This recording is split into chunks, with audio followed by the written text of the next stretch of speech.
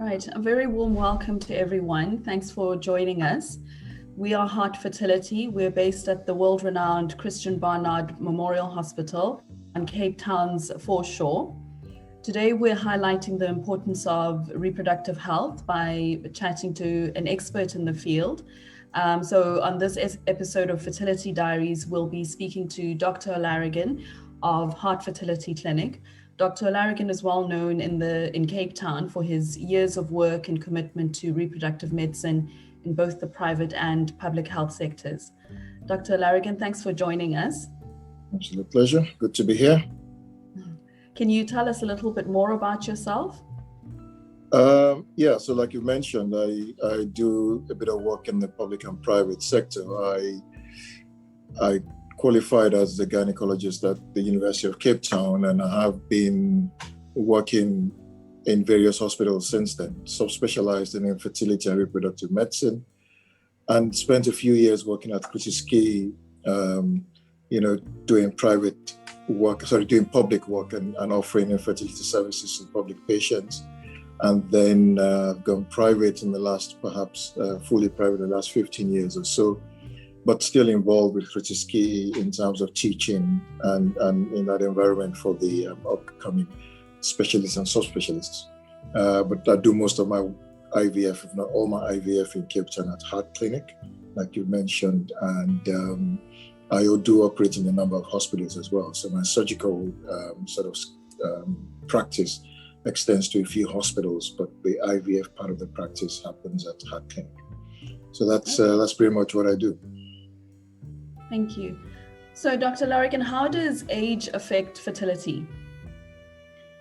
So age is probably the most significant part of what makes a woman's reproductive cycle function. So in other words, if you have a woman who is 21 years old and you compare it to a woman who is 42 years old, for instance, there's a wide variation in how potentially fertile, these women are.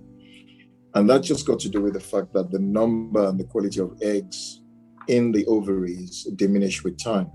So in fact, the highest number of follicles or eggs is present when the woman is in utero. So when is actually a fetus in her mother's womb is when the highest number of eggs are. It's probably about 20 million at that point. So by the time the woman is born, then you're born with a certain cohort that then stays dormant till about the age of 12, 13, when menarche starts having reproductive cycles and breasts develop and start having periods. And at that point, you start losing eggs each month. So in other words, one grows, and if you develop, one grows every month. And that happens for the next sort of 20, 25 years. And as we know, by the age of 49, 50, 51, menopause happens, where this whole thing ceases. But that whole process starts sort of dwindling prior to menopause. So the general idea is that 10 years before menopause happens, fertility is already significantly compromised. So the ability for those follicles that are there to be successful in terms of making embryos becomes affected. So we're talking by the age of 40, 41, it becomes a significant problem in the average person.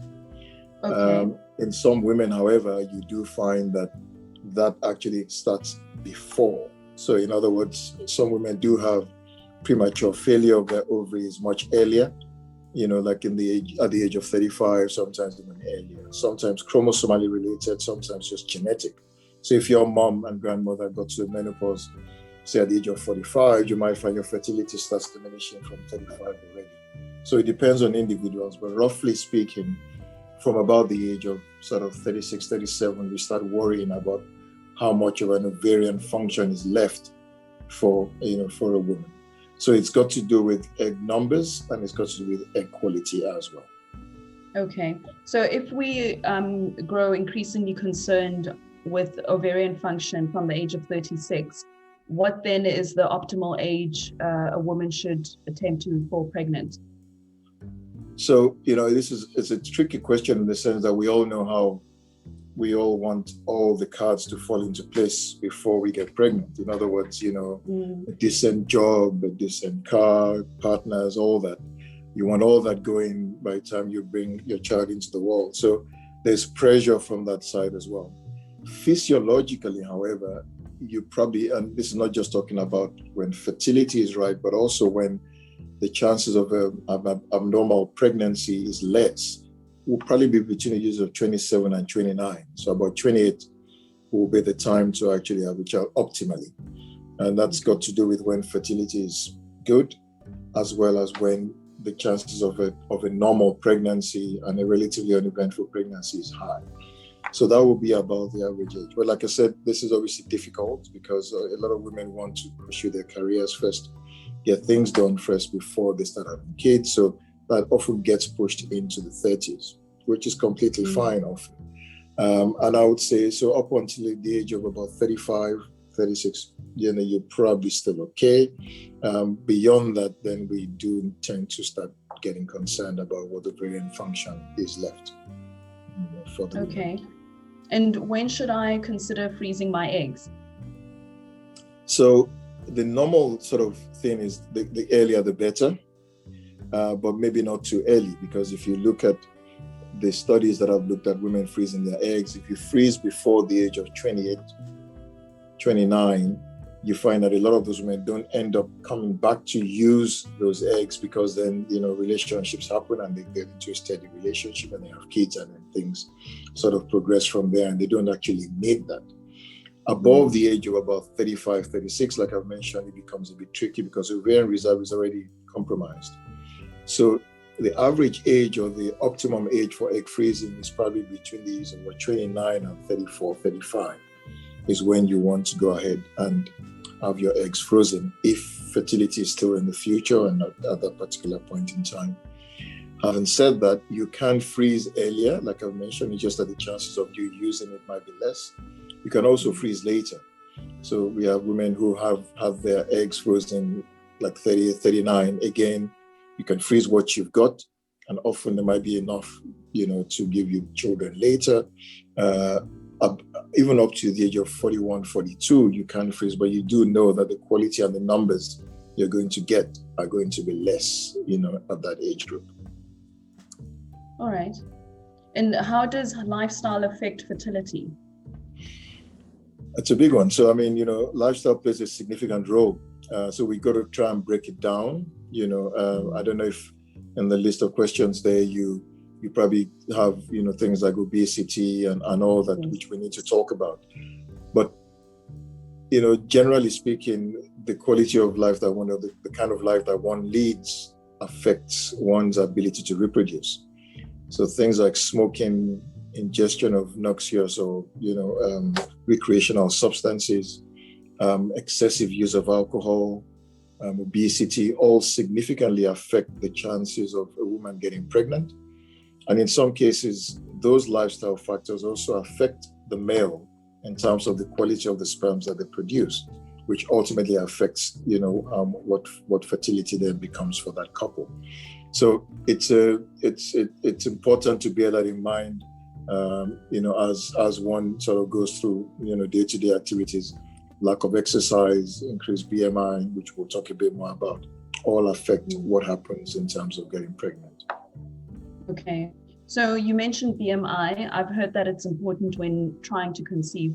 What is BMI and why is it relevant? Sure. So BMI refers to the body mass index, which basically is a function of what the patient's weight is to their height. So, the taller you are, presumably you carry a bit more weight, and that should be normal. But it's an index that measures that. So in other words, it's a measure of how fat the woman is or how fat the guy is, to put it very mildly. Normal BMI is between 18 and 25 when you look at the parameters. Above 25 is considered overweight, and over 30 is considered obese. If you're looking at fertility per se, obese women tend to have a decrease in their ability to conceive. So from the time of conception, if you're looking at women that are obese compared to women that are not obese, they take a longer time, generally, and that's looking at the bigger studies. And that's due to things like affectation of ovarian function. So in other words, the ovulatory function of the woman is affected with increased BMI. It also has got to do with endometrium. So the uterus itself has to be prepared and ready to receive an embryo at the right time. And that whole synchrony tends to be affected, the bigger the woman is. So that's also a factor. So obesity plays a role in those, in those pathways, and affects the chances of a woman having a pregnancy. Also, when you're talking about IVF, treatment for fertility, women that are obese tend to need a lot more medication to try and stimulate their ovaries to respond than women who are not. And again, the success rate is also affected, by the increase in BMI or obesity, if you like. Having said that, the very thin women also have, issues in the sense that if your BMI is less than 17, for instance, sometimes the hypothalamic system or situation shuts down. So the ability to release hormones from the brain that controls the cyclical nature of the ovary, which is ovulation and then, allowing a bit of rest and then ovulation again, is affected if the weight is below a certain level. So the two extremes are not good, but what we do tend to find more is the bigger women, who are trying to conceive and who would have issues with that. Okay. So you mentioned that a high BMI can affect the way your ovaries function. Does a high BMI affect the quantity of eggs that you would produce in an IVF cycle? So the quality and the number of eggs that you get from a woman who is obese is actually, when you compare to somebody of her age who is not obese, is actually less. Yes. So you tend to get, sort of less. And that's a general statement, obviously, because you do find bigger women that produce lots of eggs. But generally speaking, obesity does affect the number of eggs that you actually make during an IVF cycle. Okay. So if a person is overweight, does that mean they can't fall pregnant? No. I mean, as you and I know that lots of people out there who, are well overweight, BMIs in their 40s and 50s, who are falling pregnant and carry babies successfully. So there's no doubt about the fact that you can get pregnant. What I was talking about is when you compare them to the leaner population, you do have issues. And it does affect the whole pathway of conceiving. Having said that, there are other reasons why a woman who's obese should not be getting pregnant until they've attempted to lose weight. Because pregnancy itself is a difficult thing in an obese patient. The risk of malformation in the child is higher. The risk of miscarriages in the child is higher in the morbidly obese women. The ability for the healthcare worker or the doctor or the obstetrician to take care of the child, of the mother and the child when she's pregnant is also affected. In other words, there's so much fat, you can't do a proper ultrasound, you can't assess the baby properly. So there are issues there. And then along with that, an obese woman tends to have issues like diabetes in pregnancy, hypertension in pregnancy, and other conditions that could affect adversely the health of the mom in pregnancy. And that obviously affects the health of the child as well. So one is that they do not get pregnant as quickly as they should. There are issues which we've discussed that would affect that. But the other issue is, should they actually be getting pregnant? Because along with, not getting pregnant on time, is when they do get pregnant, it's a much more difficult pregnancy to take care of for the mother and for the child. Okay.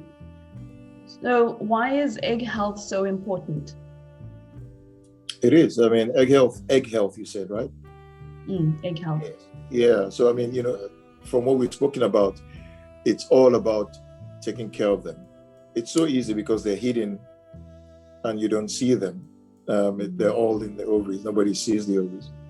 And you just go on with your lifestyle, but not realizing that whatever you're doing can adversely affect what goes on at that level. In actual fact, women who smoke heavily already start affecting the egg health of their siblings, of their offspring, even before those children are born. So, it goes beyond just doing what damage to your own ovaries. When that happens, you're probably doing some kind of damage to the ovaries of the unborn child as well. So, in other words, it's easy to go ahead and do what we all do, and and do things the way one wants to live their lives. But if you're thinking of having kids and fertility, then one should perhaps try and modify some of those things that the excesses are removed. So your egg health is important, because that's ultimately what decides whether or not your ovaries or your eggs allow you to function and have a child. Yeah. So you're saying that a mother who smokes can affect the equality of her unborn child's There's some evidence to ovarian suggest, function. there's some evidence to suggest that heavy smokers, while they're pregnant, the offsprings tend to have issues when they are born as well, and when they're about to have kids, and they often have other metabolic issues as well, when they're born. So it goes beyond just the ovaries of the mom. You got to think about the ovaries of the unborn child as well. Okay, that's very interesting. I don't think many of us knew that before. I have a question here from Natasha. She says she's starting IVF in 4 months' time, and has stopped smoking a month ago. Will the effects of her smoking still become an issue in her IVF cycle? So there's no doubt that stopping cessation of smoking makes a difference. So we advise that. So she's done exactly the right thing, and the chances of her having a good cycle is pretty good. Like I said, the effect of smoking sometimes lingers on, and some damage might have been done, but stopping smoking does make a difference in terms of what happens with the cycle. So yes, giving herself 4 months, 5 months before she does the IVF, until she stops smoking, is a good thing. Okay. What about alcohol? What is its effect on fertility? So alcohol is a bit more difficult to quantify, but there is, again, evidence to suggest that if you're drinking excessively, the ovarian function is affected as well. An excessive is normally defined at about more than 14 units per week. So a unit will be a glass of wine, a can of beer, or a shot of whiskey or something like that. So if one is doing sort of 14 or more, that's considered excessive. The studies that have been done to look at this vary in terms of what they find, but one thing that is clear is that if there's excessive drinking, it affects the quality of the what we get from an IVF cycle, which is the easiest one to study. Also affects whether or not it takes longer for women who drink excessively to conceive compared to women who drink moderately. And moderate drinking would probably be considered like 1 unit a day, or less than that, or 2 units a week or something like that of drinking. But when you go beyond that into the excessive range, then the ovarian function is definitely affected. For the men, there is again suggestion that drinking too much does affect the quality of the sperms. Whether or not that translates into affecting the fertility status is a different story. That's not very clear, but the fact is that when you measure the sperm parameters that we do in men that drink heavily compared to men that don't, the sperm parameters in the men that drink is worse off. So it does get affected by that as well. So again, it's not complete cessation of drinking for women. We say very moderate alcohol drinking up until the pregnancy, sort of maybe before the cycle, and then once pregnancy is established, obviously stop drinking. We don't know how much drinking is allowed in pregnancy in terms of affectation of the fetus. Nobody's sure about that. So the best thing is to avoid drinking completely once pregnancy is established until after the baby, and then that's a different story at that point. Obviously, the effect of alcohol on the children or on the unborn kids is well documented. So that's why that needs to be, sort of avoided as well. Okay. I have another question here from a viewer in Johannesburg. is 1 glass of wine per week in the lead up to my IVF cycle okay?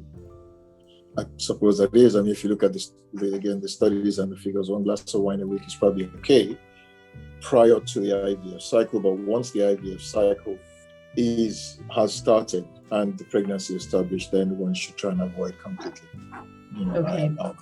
Yeah. So you recommend that a patient who has just started her IVF cycle not drink at all? Yeah, preferably. Okay. All right. So another question here. We've been trying to conceive for 1.5 years. When should we consider coming in for a fertility assessment?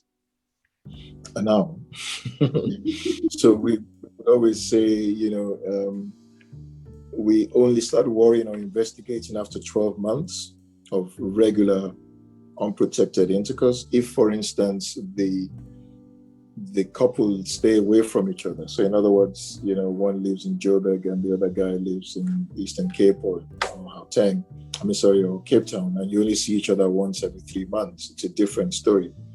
But if they're living together and having regular unprotected intercourse, usually 2 or 3 times a week, then after about 12 months and nothing has happened, then definitely they should seek treatment and investigations anyway to find out what's going on, especially if the woman is above the age of 35. The sooner the better. Okay.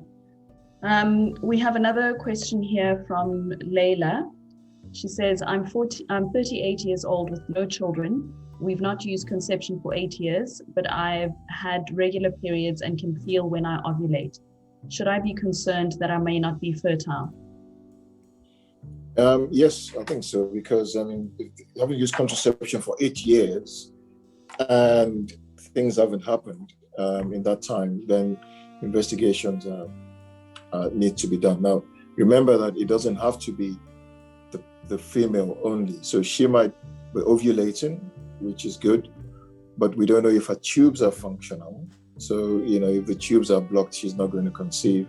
There might be factors related to the uterus, maybe fibroids or polyps in the uterus that's preventing implantation. That's a possibility. And then, of course, there's the male factor as well. So it always takes two to play tango. So investigations doesn't always have to do with her being infertile. It's the couple. So we need to, at this point, check what's going on with her tubes, check what's going on with her uterus. Even if she might be ovulating, we need to confirm that. And then the semen analysis needs to be done. The guy needs to be looked at as well. And so there's time. This is definitely a time to get investigated and to go to the next level as far as treatment is concerned. 8 years is quite a long time for trying, yeah. Okay, so she should come in with her and her partner. That's right, and get assessed at the same time. Okay. So obviously life is stressful, especially given that we're dealing with COVID-19. Can stress have an impact on our ability to conceive? Yes, it does. Now that's, again, very difficult to quantify. So women who are stressed and anxious definitely have issues with conceiving more than women who are a little bit more relaxed, so to say. And having said that, even with the studies, it's quite difficult to quantify what level of stress is. We all have a level of stress in our lives. The question is, at what level does stress then become a factor? So what we do know is that stress, either physical or emotional or whatever way of stress, does affect the chances of conceiving. So many of us who work in this field have seen couples who've struggled with trying to get pregnant for a long time, and it's just on their minds all the time, and they're trying and nothing happens. And then all of a sudden they decide to adopt a child and their mind comes off from the fertility side of things, and all of a sudden they get pregnant, sort of on their own. So that tells you that, the stressful part of it does play a role. Having said that, most people that conceive are under some kind of stress. Think about it, that most people that conceive normally on their own have a stressful life. They're already mothers, they're already taking kids to school, they're driving up and down and they still get to conceive. So the advice will be, if it's stress that can be minimized, so it's something that you can control, as much as possible, then try and do that, because that's obviously going to make a difference in terms of whether you get pregnant or not, and whether or not you respond to IVF treatment or to any kind of treatment that we offer. So, it's difficult to quantify, but we all know what those trigger factors are in our lives, and we try and avoid those. And you might find that, it does help in the journey towards getting a baby. Okay. So what happens at a fertility assessment, Dr. Olarogun? Right. So I've kind of alluded to that already, because it's not just, like I said, not just the female. We normally like to assess the couple. So it's got to do with both, the male and the female coming in. Having said that, I'm not excluding single mothers. So we do see moms who have decided they don't have a partner, but they want to have a child. And we will go ahead and investigate them. And with the use of donor sperms and all that, they could be helped. But generally, when you're looking at a couple, you need to assess the male and the female. A fertility assessment, it entails taking a decent history from the mom in terms of what her periods are like, how difficult are the periods, how painful, how heavy, how regular are they. It entails a medical history. In other words, trying to find out if there's anything like diabetes, chronic conditions that could potentially affect her chances of conceiving. Perhaps identifying some of the stress factors or stress triggers in her life that might be an issue which you get from the history as well. So a thorough history is important. And the next step is a good examination, examining if there's any obvious abnormalities that one can pick up. Got to do with excessive hair, acne, you think of polycystic ovarian syndrome. You do an ultrasound scan and try and exclude obvious disease in the pelvis, like fibroids and endometriosis. We always do a pap smear because that's important to make sure we're not missing out on more significant illnesses like cervical cancer that could happen. And then once that's all done, we do a profile, we do a blood profile. And the profile would include hormonal things, an infectious disease, HIV testing, test for syphilis, test for ovarian reserve, which is an anti-Müllerian hormone usually. A few other things, if it might be indicated depending on what you pick up from the history, you might want to include diabetes or thyroid disease. So you do all that. And then in the male, again, a good history to see where he works, if he's got any kids, if he smokes, if he drinks, how much of that does he do. And then you do a semen analysis. So it's a whole workup to try and identify what the issues might be, where the issues are. Going beyond that, the next level will then be to assess the patient's tubes. And there are two ways you can do that. You can either do an HSG, which is an X-ray of the tubes, which is relatively non-invasive. It's a bit painful for most patients. Or you could do a laparoscopy, especially if you think that there are intrapelvic pathology. In other words, you think the patient might have endometriosis, or an ultrasound, you picked something up abnormal. Then you want to do a laparoscopy. You want to check the tubes, and to assess the pelvis and deal with any problems that might be there. So the fertility workup is quite extensive, because what you're trying to do is troubleshoot and find where the problem is. And then once you have all that information, you can then decide on what to do for the patient. Where to go from there. Okay. Yeah. So we have a question from Sophia. She says, I've just been diagnosed with PCOS. Am I to fall pregnant without treating this? So it depends. Yes, you can. That's the short answer. Most women with PCOS actually just conceive on their own, quite frankly. So with PCOS, the problem is usually the function of the ovary. So in other words, with PCOS, you don't ovulate every month like the average woman does who does not have PCOS. If you can get that right, either by losing weight, if the weight is excessive, or by lifestyle changes like we've sort of discussed, you might find that you ovulate on your own and just get pregnant. There might be a need to help ovulation go along by giving medication, from letrozole to Clomid or whatever. But the important thing is to realize that if we start doing all that, trying to get the patient to ovulate with PCOS, and we haven't checked the sperms and we haven't checked the tubes, it might be a waste of time. And I see a lot of patients who've been going around for years, seeing various doctors trying to conceive, And nobody's actually ever looked at the semen analysis on the partner or ever assessed what her tubes might be doing. And you keep trying to get her to ovulate. You're assuming the tubes are normal, but sometimes the tubes are not normal, in which case you're looking at IVF anyway. So if it's just PCOS and nothing else, everything else is completely normal and it's been investigated, there is a good chance you get pregnant either just by losing weight, which makes you more ovulatory, or by using medication to try and get you to ovulate. Okay. So it sounds like Sophia should come in to see you for a fertility assessment to have a look at the other factors. Absolutely. It's always good to do that, prior to any kind of treatment. Yeah. Okay. We have a question from Yolandi who says, we're considering an egg donor. Do egg donors need to abstain from drinking alcohol or drug use altogether while going through treatment? Yes, they do. We advise them to do that.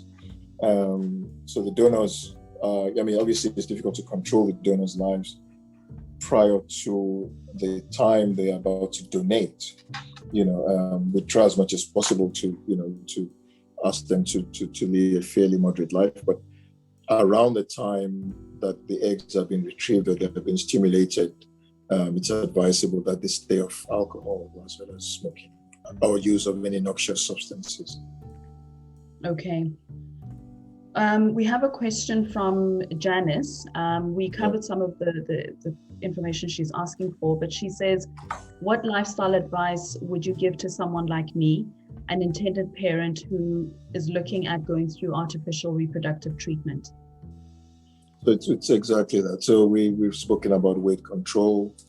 If the BMI is high, we need to try and get that down. Moderate exercise is always good, not excessive, but, moderate exercise just to keep the mind, fresh is always a good thing. Eliminate noxious substances, as much as possible, namely alcohol, cigarette smoking, excessive alcohol use, and then a diet. Now, diet is always tricky because people have, varying things that people are affiliated to. But we always say diet that is rich in nuts and vegetables is good for fertility, if you can do that. And then take in some folic acid. That's always important in the run-up to any kind of pregnancy, to get folic acid on board. So there are lifestyle changes that can be made, but some of them are difficult to make if you're already down the path of an excessive, side of it. But generally, most people can adapt quite well to making those lifestyle changes before an IVF cycle. Okay. We have a question from patients. What is fetal alcohol spectrum disorder? Well, that's a whole hour of discussion on its own. So it's basically, affectation of the fetus by the woman consuming alcohol in pregnancy, usually early on in pregnancy, when the baby's brain and organs are being developed in the first trimester. Excessive consumption of alcohol can affect pretty much any part of the baby's function. So these babies, apart from come out slightly off center as far as social skills are concerned, they could also have physical fasces that are different from the average person.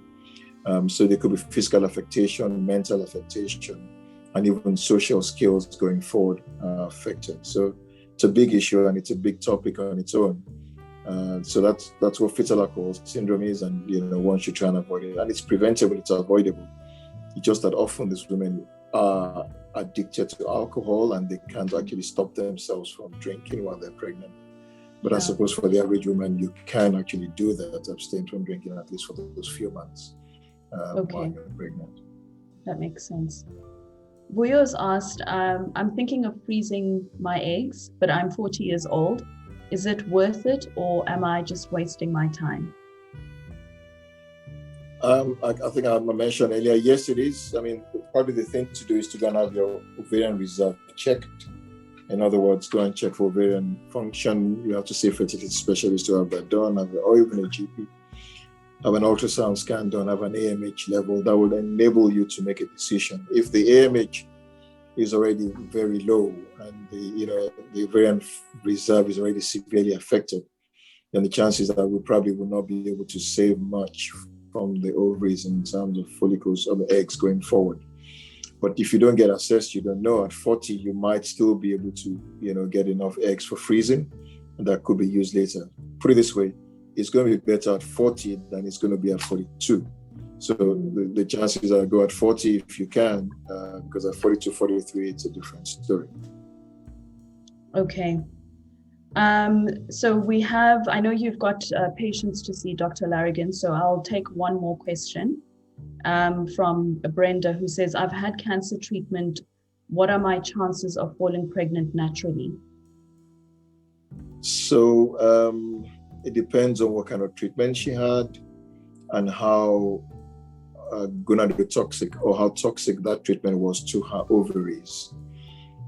Generally speaking, chemo and radiation therapy does affect the ovaries adversely.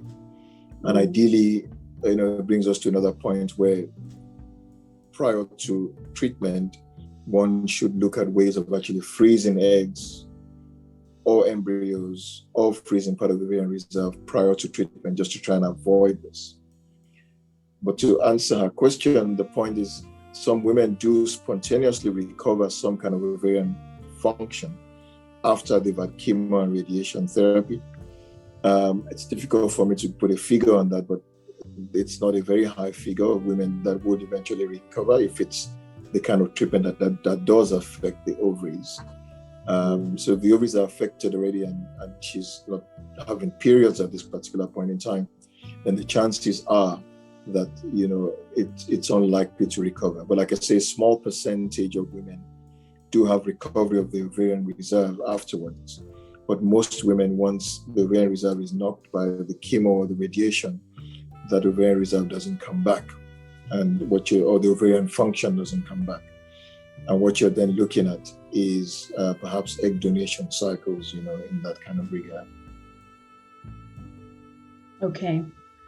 All right. We've had other questions around egg freezing and PCOS, but unfortunately we don't have time to answer them. We will be having other interviews with our doctors regarding PCOS and egg freezing specifically. So we will notify everyone when we're having those talks, and you can tune in for those. Dr. Olarogun, any final thoughts you'd like to share with us? Yeah, it's been good to be here. I think what's important for people to realize is that your lifestyle, is why this topic was chosen, does affect your ability to conceive, and it goes beyond just ability to conceive. It does affect what happens to those offsprings when they are born as well, and it affects how you respond to treatment when you come and see us. So it's important that's considered and taken on board early on. So healthy lifestyle, maintenance of a good weight, good diet, not excessive use of noxious substances, is an integral part of trying to get people pregnant. So people should realize that. Okay. Dr. Olarogun, thank you very much for your time. You've edified us with so much information. To everyone who joined us today, thank you for coming online to chat with us. Our contact details will be at the end of this video. You are also welcome to send us DMs or direct messages with any questions you might have, and we'll refer them to Dr. Olarogun. And as I said, our contact details will be at the end of the video. Thanks everyone for joining us, and enjoy the rest of your day.